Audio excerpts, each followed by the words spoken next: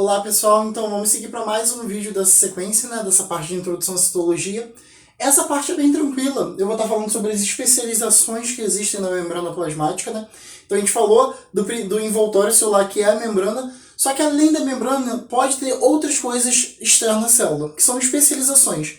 Elas são relativamente simples, não são tão complexas, mas cada um possui uma função muito específica que é importante vocês lembrarem, tá bom? Então, eu enumerei aqui as principais dessas especializações.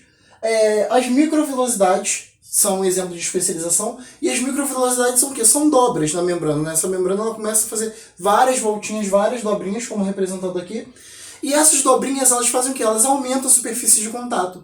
E esse aumento da superfície de contato é importante para a absorção, por exemplo. Então, se vocês pararem para pensar, vocês já devem ter ouvido falar de microvelocidades intestinais. Essas microvelocidades intestinais, elas servem para quê?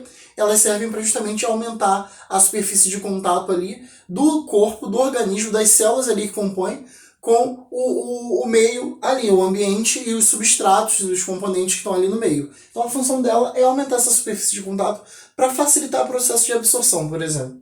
Tá bom? Os desmossomos. Os desmossomos são exemplos de junções celulares, tá?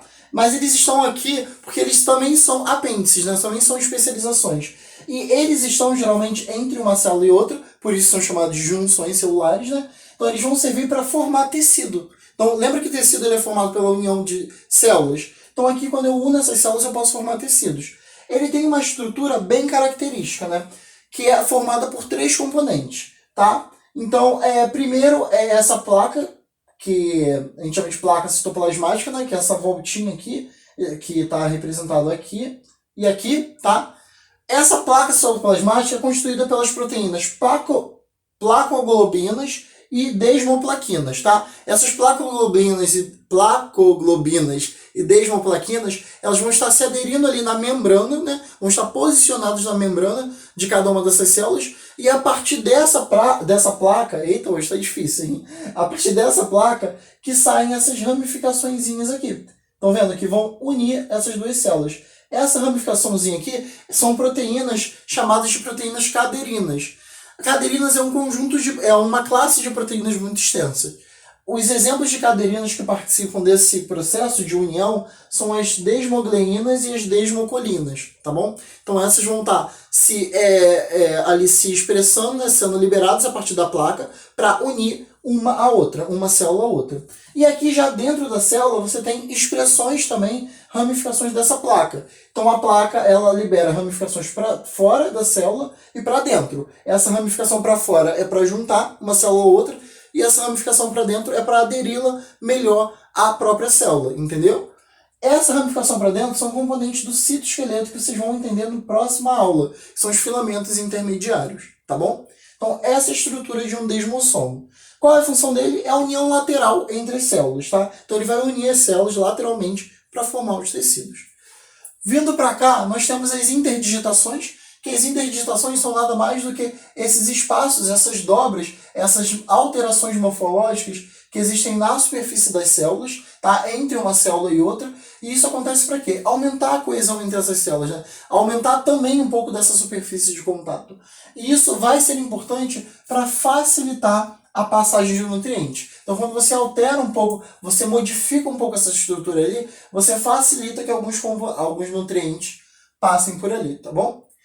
Os hemidesmossomos, eles têm a mesma função que os desmossomos no sentido de aderir para formar um tecido. Só que enquanto os desmossomos eles aderem lateralmente, os hemidesmossomos eles aderem na base, por isso que é hemi. Então é uma adesão das células na base do tecido para formar todo aquele tecido completo. Então geralmente quando a gente está desenvolvendo, a gente forma o tecido de base, as células elas se aderem ali para formar todo o tecido completo e gerar o órgão posteriormente, tá bom? Então essa seria a função do hemidesmossomos. As invaginações de base são dobras também, um pouco parecidas com as microvilosidades, só que elas são bem mais sutis, percebem? E aqui, especificamente, é para absorção de água e sais. Então microvilosidade, ou até interdigitações, são dobras mais específicas, são mais características, para absorção de vários nutrientes. As microvilosidades de base são especificamente para absorção de água e sais, tá? Então, as invaginações de base, perdão, que elas também eram chamadas de microvilosidade. Porque, tanto que elas estão muito presentes no intestino grosso também, né? Para quê? Para absorver água e sais para produzir o nosso bolo fecal, tá bom? Cílios e flagelos, vocês já ouviram provavelmente em outro momento, né? Os cílios e os flagelos têm a função de locomoção. Essa é a principal função deles. Mas eles são bem diferentes, tá? Cílios e flagelos, eles são apêndices celulares, tá? Então eles são projeções da célula, certo? Os cílios, eles permitem movimentos muito mais sutis, né? Muito menores, graças à estrutura deles mesmo. Já o flagelo, por ele ser muito maior, ele permite um movimento muito mais robusto, né? Então, os cílios é um deslocamento ali da célula em locais mais próximos. O flagelo não. O flagelo ele carrega a célula. Então, quando a gente vê uma célula flagelada assim, esse flagelo ele está puxando a célula ali, ele está carregando a célula até o destino dela, tá bom? Mas ambos têm essa mesma função que é a locomoção.